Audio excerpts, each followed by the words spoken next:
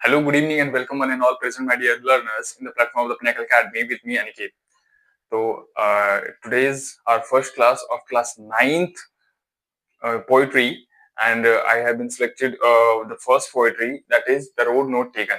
The Road Not Taken is written by Robert Frost, which is written on your book, and this is most fabulous and it's the first chapter of poetry.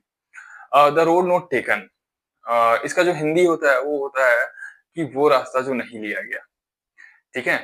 अब life में हर किसी के अलग अलग रास्ते आते हैं, दो रास्ते आते हैं। ठीक है, तो उसमें से कुछ एक को सिलेक्ट करना होता है, बट उसमें से कुछ लोग पास हो जाते हैं, कुछ लोग सक्सेसफुल हो जाते हैं, कुछ लोग फेल हो जाते हैं। तो उसी के बारे में यहाँ पे इस पोइट्री में बताया गया है बाय रॉबर्ट फ्रोस्ट। तो आइए सबसे पहले अबाउट पोइट हम लोग जानने की कोशिश करते हैं कि जो रॉबर्ट फ्रोस्ट थे वो कौन थे, क्या थे, कहाँ से थे।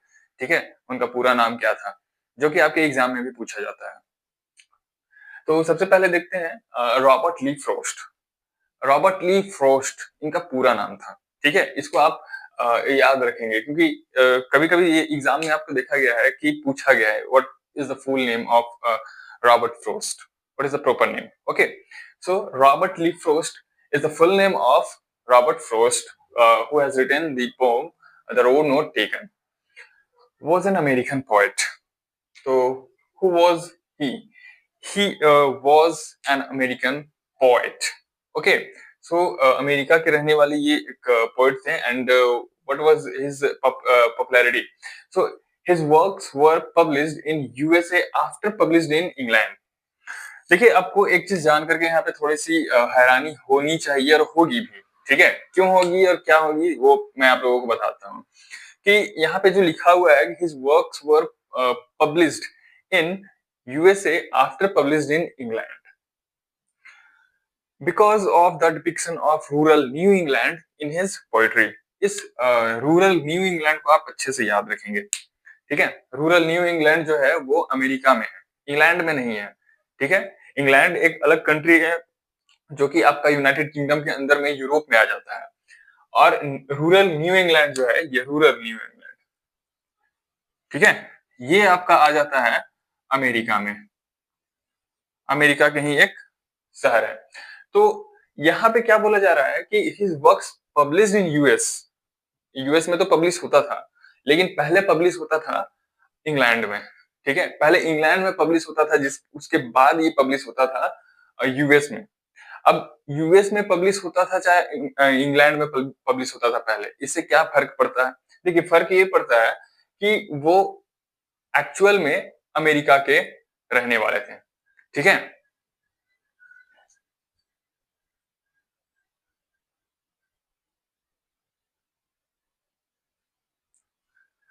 एक्चुअल में वो अमेरिका के रहने वाले थे और अमेरिका में रहते हुए भी उनका जो पहला जो वर्क है पब्लिश होता था इंग्लैंड में, उसके बाद पब्लिश होता था अमेरिका में। ठीक है, कारण क्या था? क्योंकि उनकी जो पोएट्रीज होती थी उसमें ज्यादातर डिपिक्शन जो होता था, ज्यादातर जो वो दर्शाते थे वो रूरल न्यू इंग्लैंड को था, दर्शाते थे। ठीक है, रूरल मतलब होता है देहात का क्षेत्र, गांव वाला क्षेत्र। ठीक है, और न्यू इंग्लैंड, इंग्लैंड तो इंग्लैंड से जुड़ा हुआ वर्ड है। ठीक है, अब इंग्लैंड के जो भी शासक थे वो तो वर्ल्ड के हर कोने में अपना शासन किए। बोला जाता था कि उनके यहाँ कभी भी सूर्यास्त नहीं होता है। ठीक है, तो पूरी दुनिया में उनका शासन चल रहा था, जिसके कारण से वहां पे एक इंग्लैंड नाम का स्थान भी बसा दिया गया और जिसको बोल दिया गया रूरल न्यू इंग्लैंड। तो इसकी कहानी थोड़ी लंबी चौड़ी है, आप जब ऊपर के क्लासेस में ग्रेजुएशन और पोस्ट ग्रेजुएशन में जाएंगे तो इसके बारे में आप जानेंगे अच्छे से। ठीक है, तो पहले उनका वर्क जो है पब्लिश होता था इंग्लैंड में, उसके बाद पब्लिश होता था अमेरिका में। कारण ये था रूरल न्यू इंग्लैंड का डिपिक्शन उनके पोएट्री में ज्यादा होता था। अब उनकी जो जन्म है कहाँ हुई थी, कब हुई थी? उनकी जो जन्म है वो 26 ऑफ मार्च 1874 में सैन फ्रांसिस्को कैलिफोर्निया यूएसए में हुआ था। ठीक है, तो यूएसए का एक राज्य के तौर पर हम बोल सकते हैं। ठीक है, कैलिफोर्निया जिसके अंदर में आपका सैन फ्रांसिस्को एक बड़ा सा सिटी है, बहुत ही पॉपुलर सिटी है, वहां पे इनकी जन्म जो है 26 ऑफ मार्च 1874 में हुई थी and he was died on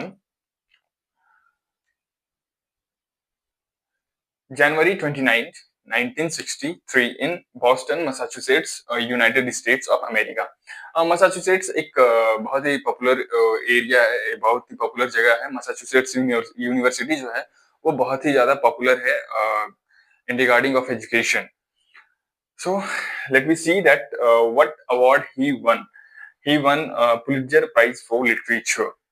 So उनको पुलित्जर प्राइज लिटरेचर के लिए दिया गया था। लिटरेचर दैट मीन्स कि उनके पोएट्रीज के लिए। वो बहुत ही पॉपुलर, बहुत ही फेमस, बहुत ही फैसिनेटिंग पोएट्रीज लिखा करते थे, बहुत ही अमेजिंग कविताएं लिखा करते थे, जिसके लिए उन्हें पुलित्जर अवार्ड दिया गया था।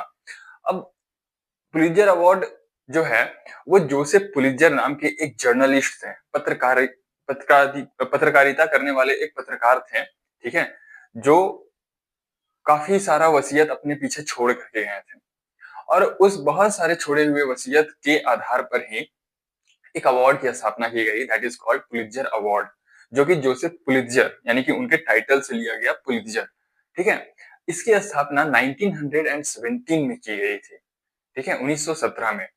और ये अवार्ड जो है आपको जर्नलिस्ट के क्षेत्र में, पत्रकारिता के क्षेत्र में, ठीक है, म्यूजिक के क्षेत्र में, म्यूजिकल कंपोजिशन जो होता है, अगर आप अच्छा म्यूजिक लिखते हैं, डायरेक्ट करते हैं, तो म्यूजिक के क्षेत्र में आपको ये अवार्ड दिया जाता है।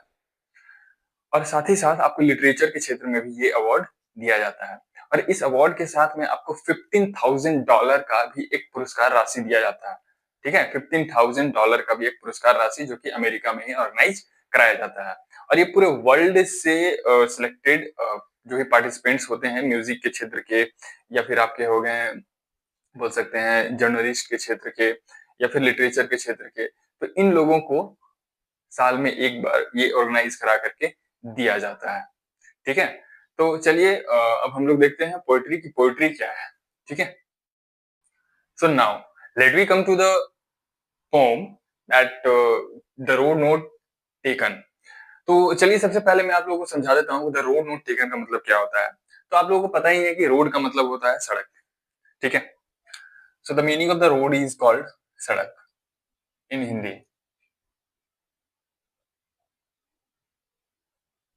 ठीक है। अब टेकन, ये जो टेकन है वो टेक से आया है, ठीक है। ये टेक का सेकेंड थर्ड फॉर्म है, और इसका मतलब होता है लिया गया,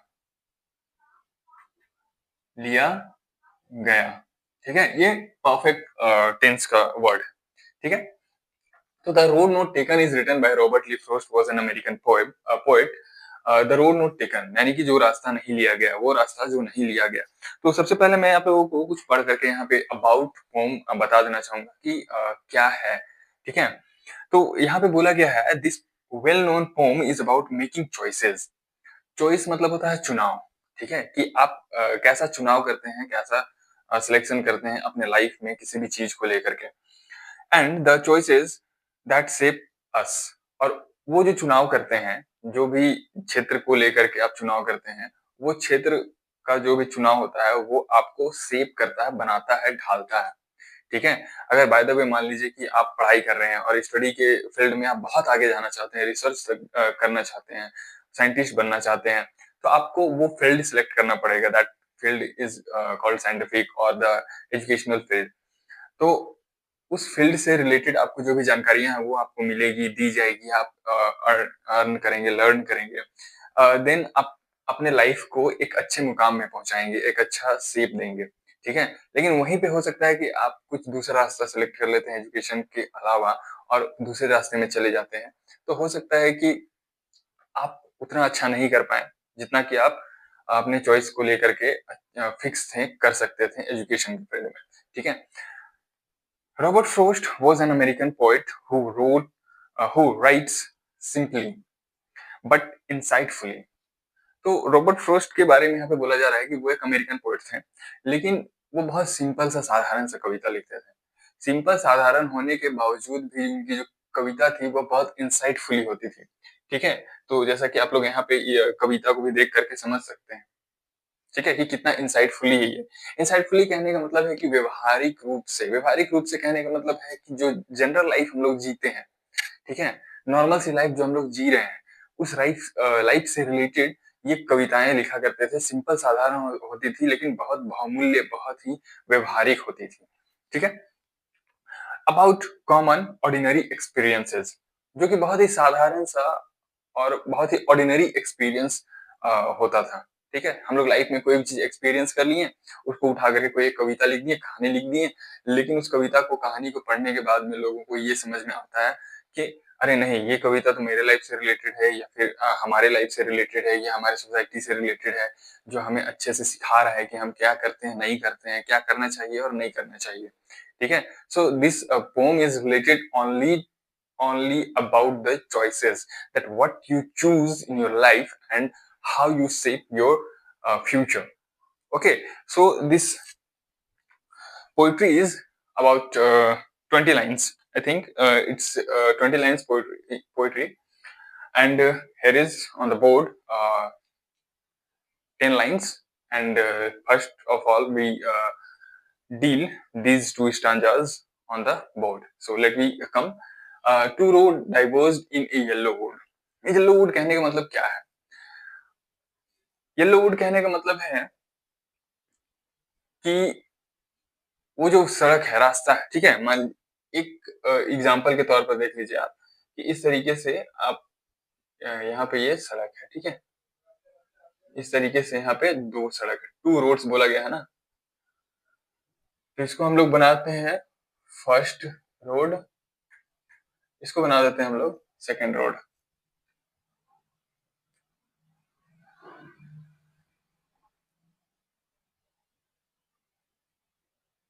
ठीक है, ये हो गया आपका फर्स्ट चॉइस,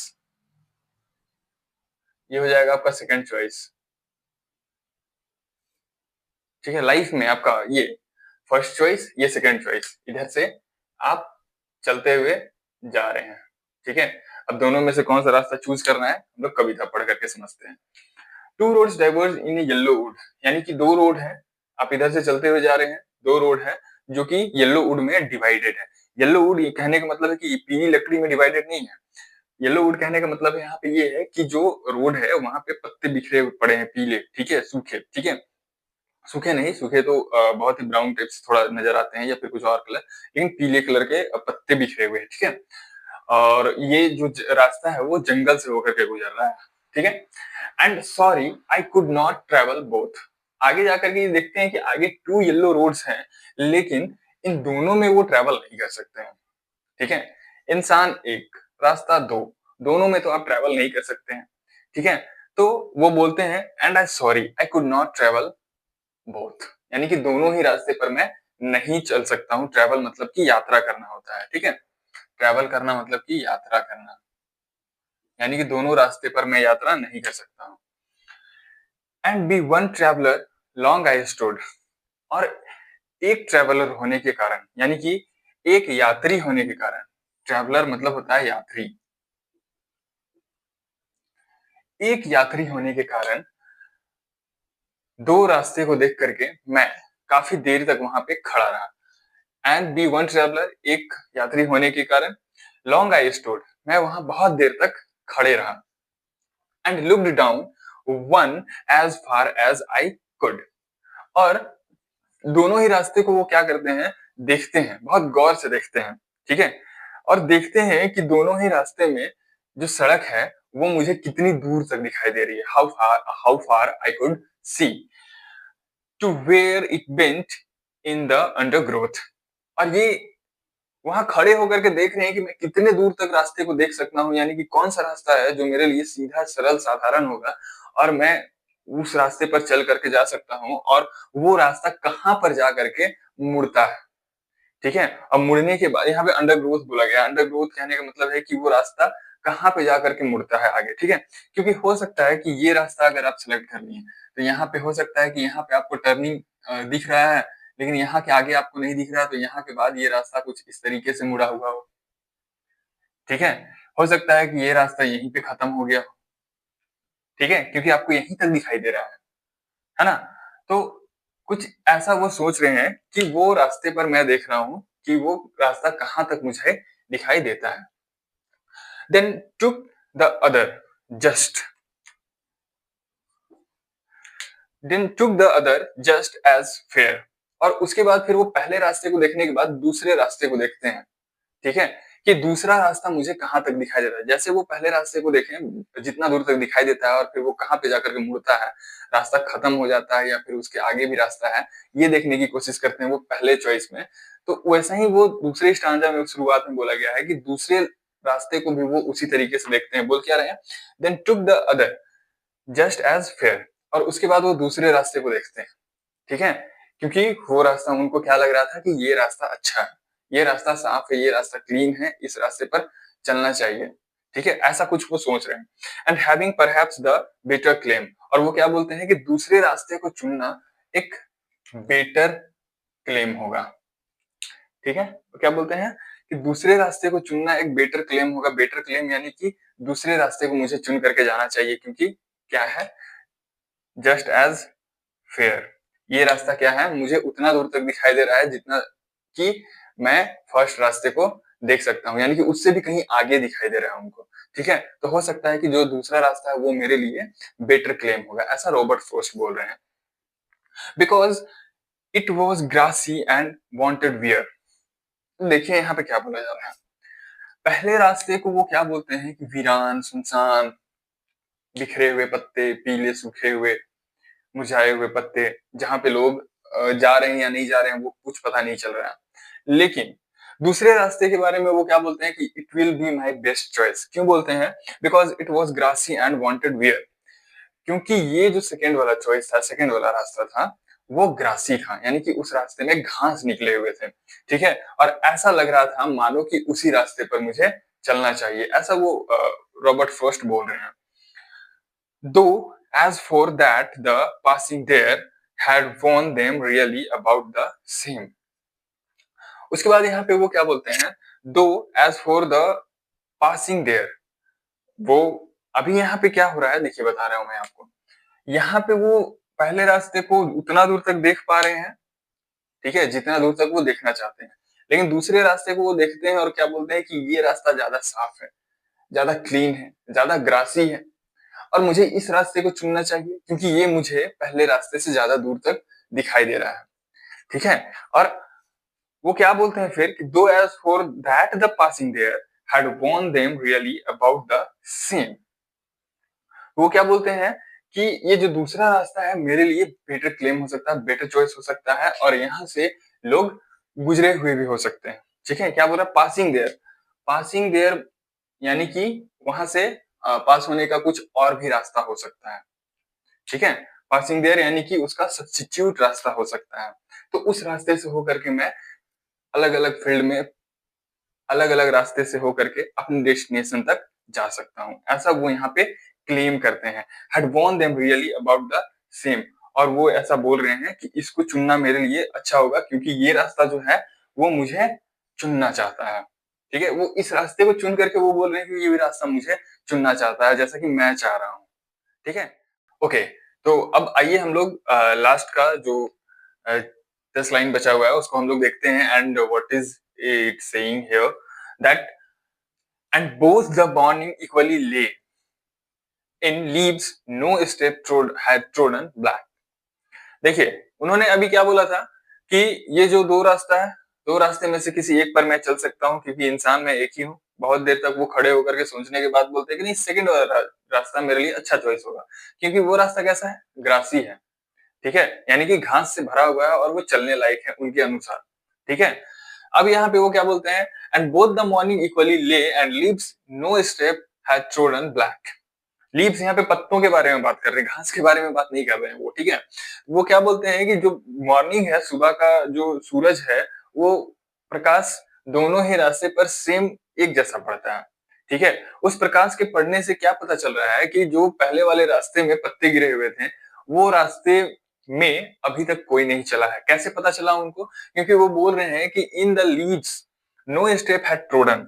ट्रोडन इसका मतलब होता है, ट्रोड करना मतलब कि कुचलना, ठीक है, कुचला हुआ।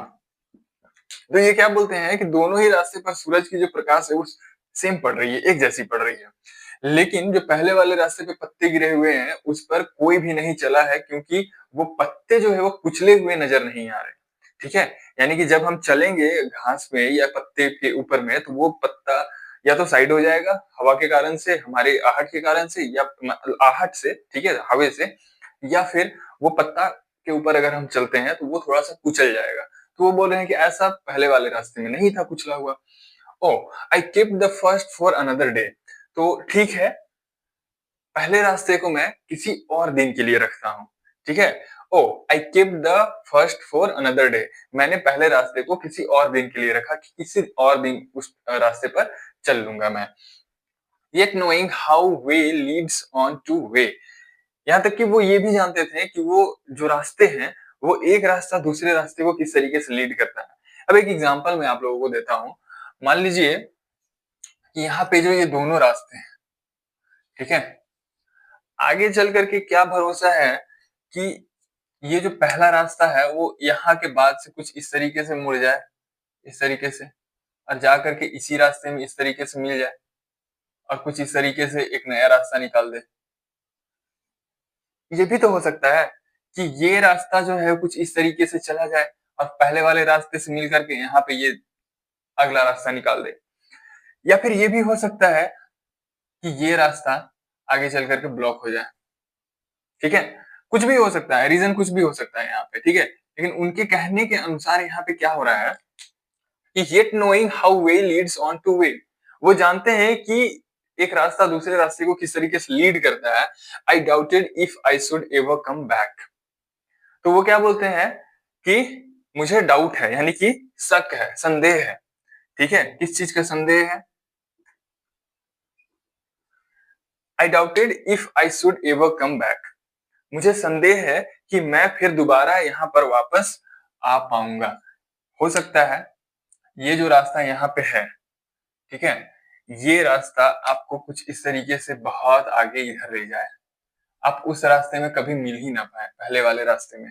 ठीक है, या फिर आप इतना आगे निकल जाए कि पहले वाले रास्ते में यहाँ पे फिर से आपको आने का जरूरत ही ना पड़े। तो वो क्या बोलते हैं कि yet knowing how way leads on to way, मुझे पता है कि रास्ते किस तरीके से दूसरे रास्ते को लीड करते हैं, लेकिन यानी कि एक रास्ता दूसरा रास्ता कैसे दिखाता है, निकालता है। If I doubted if I should ever come back, मुझे संदेह है, मुझे शक है कि मैं दोबारा से यहाँ पर आ पाऊंगा और पहले रास्ते को जिसको मैं छोड़ रहा हूँ, जिस पर कोई भी नहीं चला है, उस रास्ते पर मैं फिर से चल पाऊंगा, या फिर एक बार फिर से यहाँ पर आकर के पहले रास्ते को चुन करके मैं चल पाऊंगा। I shall be telling this with a sigh, वो एक अंगड़ाई लेते हुए इस बात को बोल रहे हैं। ठीक है, I shall be telling this with a sigh, वो मुझे ऐसा अंगड़ाई लेते हुए वो बोलेंगे। ठीक है, somewhere ages and ages hence, यानी कि समय बीतता जाएगा। ठीक है, two roads diverged in a wood, यानी कि दो रास्ते जो है वो बटे होंगे। ठीक है, किस तरीके से बटे होंगे? तो उड के रूप में, उड के रूप में। उड कहने का यहाँ पे मतलब क्या है? उड कहने का मतलब है कि वीरान, सूखे। ठीक है, उड मतलब होता है लकड़ी। ठीक है, और लकड़ी होता है पेड़ का एक टुकड़ा जो सूखा हुआ रहता है, कटा हुआ सूखा हुआ रहता है। ठीक है, तो उस तरीके से वीरान दो सड़क फिर से मिलेंगे। Two roads diverse in wood, यानी कि दो रास्ते लकड़ी के समान बटे होंगे जहां पे कोई भी नहीं जा रहा होगा, नहीं चल रहा होगा। एंड आई, और मैं, I took the one less travelled by, और मैं उस समय, ठीक है, उस समय, किस समय? देखिए यहाँ पे बोला जा रहा है I shall be telling this with a sigh, मैं अंगड़ाई लेते हुए बोलूंगा, somewhere ages and ages hence, यानी कि समय बीतता जाएगा। ठीक है, समय बीत जाएगा, बीत जाएगा, उसके बाद फिर से एक ऐसा समय आएगा कि उनके लाइफ में ऐसा होगा कि दो रास्ते उनको मिले होंगे, मिलेंगे कुछ इसी तरीके से। ठीक है, और उनके पास फिर से दो चॉइस होगा, और वो क्या बोलते हैं? And I took the one less travelled by, और मैं उस वक्त जिस रास्ते पर सबसे कम लोग चले होंगे उस रास्ते को चुनूंगा। And that has made all the difference, और उस वक्त वो रास्ता मेरे लिए सभी डिफरेंस क्रिएट कर देगा। ठीक है, मेड ऑल द डिफरेंस, सभी डिफरेंस क्रिएट कर देगा, बना देगा। कहने का मतलब ये है यहाँ पे कि वो ये बोल रहे हैं सिंपल सा एक लाइन में अगर इसको समझा जाए कि हमारे लाइफ में हमेशा 2 रास्ते आते हैं हर बार, हर काम को लेकर के, 2 चुनाव आते हैं। उन चुनाव में से किसी एक ऐसे चुनाव का चुनाव करना होता है हमें, जिससे कि हम अपने लाइफ को आगे एक अच्छा भविष्य दे सकें, अच्छा फ्यूचर हम अपना क्रिएट कर सकें, ठीक है? तो ये वही चीज़ बोल रहे हैं कि हर किसी की लाइफ में चुनाव करने का एक अवसर मिलता है, ठीक है? जिसमें कि वो चुनाव करते हैं। होता है, कभी वो गलत चुनाव कर लेते हैं, होता है कि वो कभी सही चुनाव कर लेते हैं। हो सकता है कि यहाँ पे जिस तरीके से उन्होंने बोला कि अगर मैं इस रास्ते से आगे निकल जाऊँ, बहुत आगे निकल जाऊँ, सक्सेसफुल हो जाऊँ, तो मुझे फिर दोबारा से यहाँ पे आने का मौका नहीं मिलेगा। उसके बाद मैं पहले रास्ते पर नहीं चल पाऊँगा क्योंकि वो पहले वाले रास्ते को क्या कर रहे हैं, छोड़ करके आगे बढ़ रहे हैं दूसरे वाले रास्ते में, ठीक है? क्योंकि ये ग्रासी था, घास वाला रास्ता था, ठीक है? और ये वाला रास्ता जो है, फर्स्ट वाला रास्ता ये यहाँ पे बोल रहे हैं कि लीव्स वर नॉट ट्रोडन, वहाँ पे पत्ते कुचले हुए नहीं थे, इसलिए वो नहीं जा रहे हैं उस रास्ते में। तो अब वो क्या बोलते हैं कि पहले वाले रास्ते को जिस तरीके से मैं छोड़ रहा हूँ, हो सकता है आने वाले समय में बहुत समय बीत जाएगा, उसके बाद फिर से मुझे अगर मौका मिलेगा तो मैं पहले वाले रास्ते पर चलूँगा और ये जो चॉइस है मेरे लिए, मेरे लाइफ का एक डिफरेंस क्रिएट कर देगा मेरे लाइफ में, ठीक है? जैसे कि मान लीजिए कि आप अभी स्टूडेंट लाइफ में हैं। स्टूडेंट लाइफ में अभी आपको करना क्या है? पढ़ाई करना है। आप 9th क्लास में हैं। 9th क्लास में अभी पढ़ाई कर रहे हैं आप, उसके बाद धीरे-धीरे करके आप 10th जाएँगे, उसके बाद टू इंटरमीडिएट में एडमिशन लेंगे, ग्रेजुएशन करेंगे, पीएचडी करेंगे, मास्टर्स करेंगे, पीएचडी करेंगे, उसके बाद अलग-अलग फील्ड में डिवाइड हो जाएँगे, इंजीनियरिंग वगैरह करेंगे, ठीक है? तो जिस तरीके से आप अपने एजुकेशन लाइफ को चूज़ करिएगा, आप उसी शेप में ढलिएगा। अगर इंजीनियरिंग का फील्ड चूज़ करिएगा, तो आप इंजीनियर बनिएगा, ना कि डॉक्टर बनिएगा, ठीक है? आप अगर इंटरमीडिएट में साइंस लीजिएगा, तो आप एक डॉक्टर बनिएगा, साइंटिस्ट साइंटिस्ट बनिएगा, मैथमेटिशियन बनिएगा, ठीक है? एक अच्छे टीचर बनिएगा, एक अच्छे प्रोफेसर बनिएगा, ना कि एक अच्छे शॉपकीपर बनिएगा, ठीक है? अगर आपने अकाउंट्स लिया है, आपने कॉमर्स लिया है, तो आप एक अच्छे बैंकर बन सकते हैं, ना कि एक अच्छे साइंटिस्ट बन सकते हैं, ठीक है? बट अभी के टाइम में थोड़ा-सा लाइफ हमारा उलट हो गया है। लेकिन इस कविता के माध्यम से द रोड नॉट टेकन यानी कि रास्ता जो नहीं लिया गया, उसके माध्यम से कवि रॉबर्ट फिलिप फ्रॉस्ट जो कि अमेरिकन कवि है, वो यही समझाने की कोशिश कर रहे हैं कि हमें हमेशा अपने लाइफ में सही रास्ते का चुनाव करना चाहिए। हो सकता है कि जो रास्ते का हम चुनाव कर रहे हैं, वो रास्ता हमें एक सही दिशा में लेकर के चले, ठीक है? डिसीजन लेना सीखिए, ठीक है? क्योंकि अब आप बहुत बड़े हो चुके हैं। डिसीजन लीजिए, उसके बाद फिर बाद में सोचा जाएगा कि वो डिसीजन सही था या गलत था, ठीक है? डिसीजन लेना सीखिए। डिसीजन के परिणाम की चिंता मत करिए कि वो सक्सेसफुल होगा कि नहीं होगा, ठीक है? हम पहले ही परिणाम की चिंता करने लगते हैं कि वो डिसीजन मेरा लिया हुआ सही है या नहीं है। तो नहीं, ऐसा बात नहीं है। आप डिसीजन लीजिए, डिसीजन मेकर बनिए, उसके बाद लाइफ में जो होगा आगे वो देखा जाएगा। पहले डिसीजन तो लीजिए। ठीक है? तो वही यहाँ पे बोला जा रहा है। डिसीज़न जब आप लेंगे, तो वो हो सकता है कि आगे चल कर के आपको वो सही डिसीज़न हो जाए या फिर अगर गलत भी हो जाए तो आप उसको सही साबित कर सकते हैं अपने माध्यम से अगर आप सही हैं तो। ठीक है? By the will of God अगर भगवान आपके साथ हैं और आप सच्चे हैं, आप अच्छे हैं, तो आप उसे सही साबित कर सकते हैं। किस तरीके से करेंगे? आप अपने डिसीज़न पे डिपेंड करते हैं। ठीक है? तो डिसीज़न लेना सीखिए, ना कि समस्याओं से दूर भागना सीखें। ठीक है? So thank you and best of luck to all my dear learners.